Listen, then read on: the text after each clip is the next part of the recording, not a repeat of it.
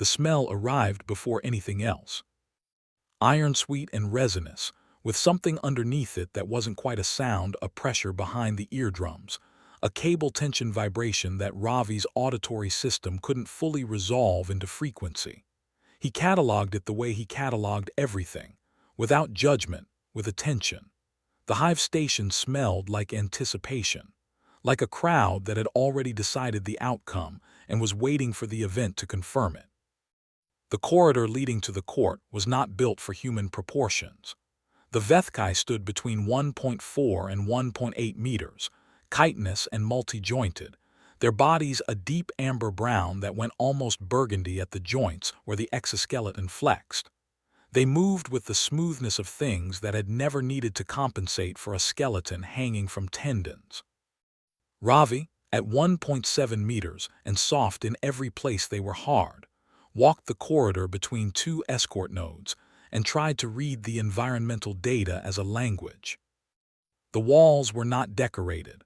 The patterning carved into the resin composite was functional channels he'd noted in the approach documentation for pheromone distribution. The court ahead would be saturated with signals he couldn't smell and couldn't produce. He was entering a conversation conducted at frequencies he had no organs for. He had his voice. He had his eyes. He had the particular human habit of watching the body of the person who was not supposed to be the most important person in the room. The court opened before him like a lung. The space was vast in the way biological spaces were vast, not engineered emptiness but grown room, the walls curving upward in vaults that the colony had secreted over 3 generations. Several hundred Vethkai lined the upper tiers in absolute stillness. Ravi had read stillness wrong before in his first year of fieldwork. He'd learned, stillness in colonial neural species was not calm. It was processing. The crowd was not watching. The crowd was thinking collectively, and the thought had a shape he was standing inside. At the far end, elevated on a dais of amber resin, was the princess.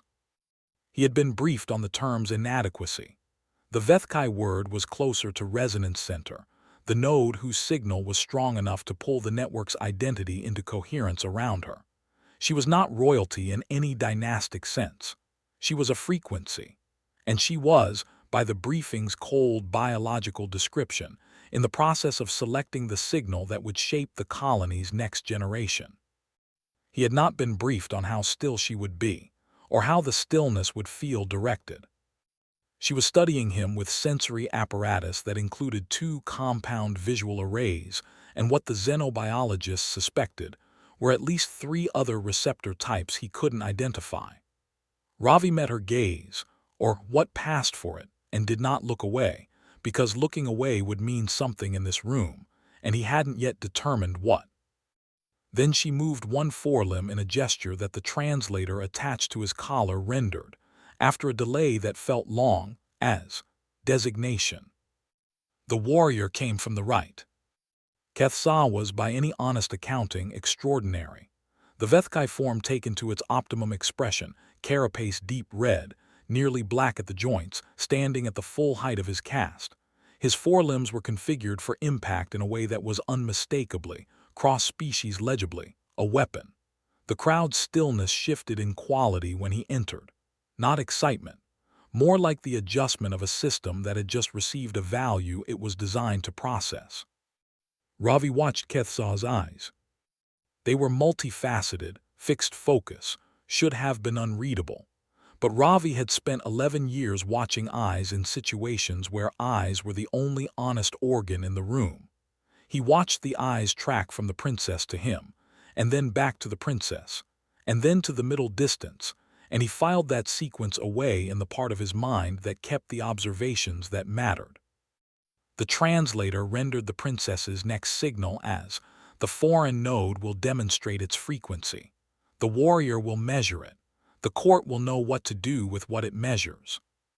That's a combat trial, Ravi said quietly, to no one in particular. The translator did not render this. He had switched it to receive only for the moment. He looked at Kethsa again. Kethsa was already settling into a posture Ravi recognized from the combat posture documentation: weight forward, forelimbs raised, a configuration that was not aggression but readiness for broadcast. The warrior's body was preparing the signal the network required. But the eyes had gone somewhere else. Not to Ravi, not to the princess. To the middle distance again, to the place people looked when they were doing something they had decided not to think about. Ravi had catalogued that too. He did not raise his hands. The first impact was instructive. Kethsa was fast in the way that things without joints in the human sense were fast. No wind-up, no telegraph, just a reconfiguration of mass that arrived before Ravi's nervous system had finished reporting the beginning of motion. The blow caught him across the left shoulder and spun him 90 degrees, and he went with it rather than against it, because going with it was the only option that didn't end on the floor. The crowd's stillness changed quality, not excitement, not approval, something more computational than either. A value was being registered. Ravi recovered his footing and looked at Kethsa. Kethsa was already resetting to the broadcast posture. The motion was smooth, practiced, entirely unlike the micro-hesitation Ravi had noted when the designation was given. "You're very good at this," Ravi said. He said it conversationally at a volume meant for one person, not a room. The translator was still on receive only. He was not addressing the court. He was addressing the node. Kethsa's reset stuttered. A half-second where the forelimb reconfiguration paused before completing. The crowd's quality of stillness shifted again, differently. A calculation disturbed. The next blow was faster, as if to compensate for the stutter, and it caught Ravi on the ribs and informed him that two of them were now making decisions without consulting him. He catalogued the pain and kept his feet and looked, again, at the eyes. There, that look, to the middle distance, a node going somewhere the broadcast didn't follow. "You don't want this either," Ravi said. Not an accusation, an observation. The same tone he used to note the humidity gradient in an alien biome, the same neutrality he applied to facts he found interesting. The Vethkai network was, according to everything in the briefing documents, incapable of processing directed quiet communication. Their signal architecture was built for broadcast, for frequency that propagated outward to all nodes simultaneously. Point-to-point was not a thing the network had antennae for. A voice aimed at one person, at low amplitude, in a room full of broadcast. It was below the threshold of what the collective was designed to hear. Kethsa could hear it. He reset again, and again there was the stutter, and this time the crowd's stillness had a new texture, not calculation but something that the xenosociology briefing would have classified as interference pattern, an unexpected value in the computation. Ravi was bleeding from somewhere near his ear. He discovered this when the blood reached his jaw. He catalogued it and stayed standing and kept his eyes on Kethsa's. "I can see the difference," Ravi said, "between what you're doing and what you want to be doing. There's a gap there. I'm an exolinguist. I'm professionally interested in gaps." A third blow, deflected partially by a forearm that was going to be the color of a storm system by morning. But Kethsa's eyes, after the blow, went somewhere that was not the middle distance. They went to Ravi. Not the assessment scan of a combat node measuring a target's frequency. Something slower. Something that had the quality, across the gulf of biology and cognition, and every divergent path two species' nervous systems had taken for the last 400 million years, of being looked at by something that was, in this moment, looking asterisk back. The sensation was, for Ravi, entirely familiar.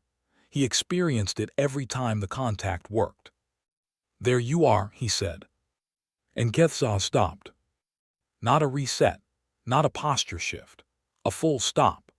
The warrior's body held the combat configuration and went absolutely still, and the stillness was a different category from the crowd's stillness.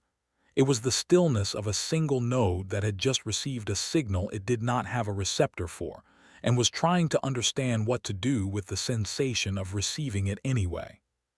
The court waited. The princess's compound eyes moved between the unfinished combat and the foreign node, standing bleeding in the center of her floor. And her stillness was the stillness of a system encountering a value outside its design parameters. The computation held, unresolved in the resonating air. There was no protocol for a stopped fight. Ravi understood this not from the briefing documents, which had covered combat trial outcomes with the thoroughness of people who had only observed Vethkai courts from a safe distance, but from the quality of the silence. He had sat in enough rooms where a silence meant something structural, a silence that was not the absence of sound, but the presence of a decision that had not yet been made and was large enough to reshape everything downstream. And this was that silence, scaled to a room that held several hundred networked minds. The princess would have to rule, and the ruling would propagate. Ravi breathed carefully around his ribs and looked at the dais, and did the thing he always did before he spoke in a situation like this, which was to spend a moment genuinely trying to understand what the other party was experiencing. The princess was a harmonic center. Her function was to crystallize the network's identity, to be the frequency around which the colony's next generation would form. The combat trial was a tool for that function. It let the network measure an external signal and determine whether to absorb it, expel it, or neutralize it. A stopped fight produced no measurement. A network that could not complete a measurement had to wait. She had never, Ravi would later note in his field report, had to wait before. Her designations resolved. That was what designations did. He walked toward the dais. The two escort nodes moved to intercept and then stopped, because there was no protocol for this either. And in the absence of a designated protocol, the network defaulted to the princess's signal, and the princess had not yet broadcast a signal, and so the escorts held. Ravi stopped at a respectful distance, respectful by Vethkai standards, which the briefing had specified as 2.3 meters for non-combat, non-designated interaction. And he switched the translator back to active and he said, carefully, "I have a question, not for the court, for you." The translator worked at it for a moment. The princess's antennae moved in a way the briefing had not covered. "What," Ravi said, "do you want? Not the network, not the next generation's frequency. What do you, the node at the center, what does that node want when no one is asking the network to compute it?" The court's silence went a new kind of deep. He waited. He was good at waiting. 11 years of field work had given him the particular patience of someone who understood that the most important thing in contact work was not the first signal, but the gap before the response. The gap where the other party discovered that they were being waited for, genuinely, without agenda, and decided what to do with that discovery. He watched the princess. He had spent most of his time in this room watching Kethsa, and he had noticed something about the princess in the periphery. She was very still in the way that things were very still when they were working very hard. She was not calm. She was asterisk computing, continuously, in the way a harmonic center had to compute, tracking the network's state, broadcasting stabilizing frequency, being the thing the whole colony organized around. She had never, as far as Ravi could determine, been asked what she wanted. The question had no Vethkai grammatical structure. The briefing linguists had flagged this. The Vethkai language had extensive vocabulary for what the network requires and what this frequency produces and what the next generation will need, and no vocabulary at all for what I, specifically, want, separate from my function. She was still for a very long time. Then she broadcast something that the translator rendered, after a longer delay than usual, as, "This network has not been asked that before." "I know," Ravi said. "I'm asking now." Another silence. Kethsa had not moved from his stopped position on the court floor. Ravi did not look at him. He kept his attention on the princess because the princess was making a decision that was, he could feel it in the room, much larger than a combat trial. What she finally broadcast, the translator rendered haltingly, with asterisks indicating uncertainty. The center wants, the center has not, there is no word. And then, after a pause, there is a sensation of wanting to know what the foreign node knows, how it sees nodes, not for the network, for the center. Ravi nodded. That's curiosity, he said. That's what it feels like. She was quiet for a long time after that. Long enough that Ravi cataloged the feeling in the room shifting, the network holding a computation, the computation unresolvable by standard process, the system waiting for a new kind of output. When she spoke again, it was to the court.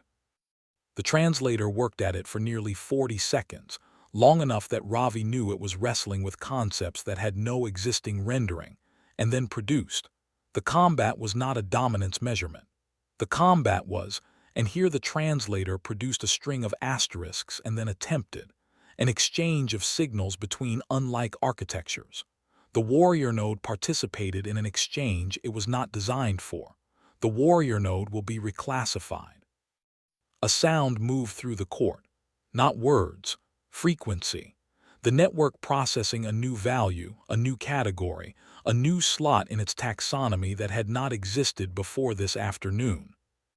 Kethsa straightened from his combat posture, slowly, like something that had been holding a configuration for a long time and was only now permitted to let it go. The princess broadcast one more thing and the translator rendered it. The new category is named. The name is, and here the translator flagged that the Vethkai phoneme was extremely close to, though not identical with, Ravi. A node that speaks to nodes. A signal aimed at the individual, not the collective. A frequency the network could not hear, that the node alone could receive. They did not have a word for it before. They had one now. In the days that followed, as the transit negotiations moved forward in the careful, slow way that all real negotiations moved, Ravi would sometimes sit near the part of the hive station where Kethsa had been reassigned. The warrior, the interpreter, was learning. Not a new language, a new register. The quiet voice, the aimed frequency, the signal that went to one node and asked it what it wanted rather than broadcasting at the whole. It was slow going. The Vethkai nervous system had not been built for it. But Ravi had noted, over 11 years, that the things nervous systems hadn't been built for were often the things they turned out to be capable of anyway, once something from outside gave them a reason to try. He could hear Kethsa practicing, sometimes in the corridor. The sound of a frequency finding itself, low, careful, aimed at the particular rather than the general, at the node rather than the network. At something that was learning, for the first time, to speak to one.